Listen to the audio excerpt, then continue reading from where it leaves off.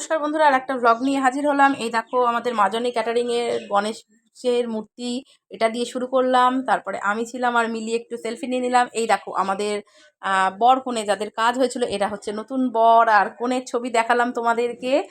এদেরই বিয়ের বউ রিসেপশনের কাজ হচ্ছে, তো আমরা একটু সেলফি নিয়ে নিলাম। এবার তোমাদের খাবারের দিকটা দেখাই কি কি মেনুতে ছিল।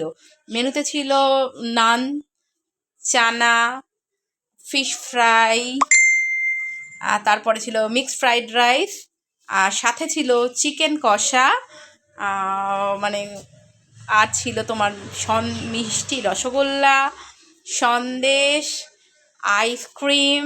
আচ্ছা আচ্ছা, চাটনিটা তুলতে ভুলে গেছিলাম, চাটনি, তার সাথে ছিল আইসক্রিমের কোন। আর তাতে নানা রকমের ফ্লেভার ছিল, যে যেটা খেতে চাইবে সেটা দেওয়া হবে। অবশেষে আমরা ওই লাস্টে গিয়ে অনুষ্ঠানের শেষে আমাদের এই স্মারকটা তুলে দিলাম, মা জননীর যে গণেশের মূর্তিটা, এটা আমরা সবাইকে তুলে দিই নতুন বরকনের হাতে। তো এই দিয়েই আমাদের অনুষ্ঠান শেষ করলাম। কেমন লাগলো জানাতে ভুলো।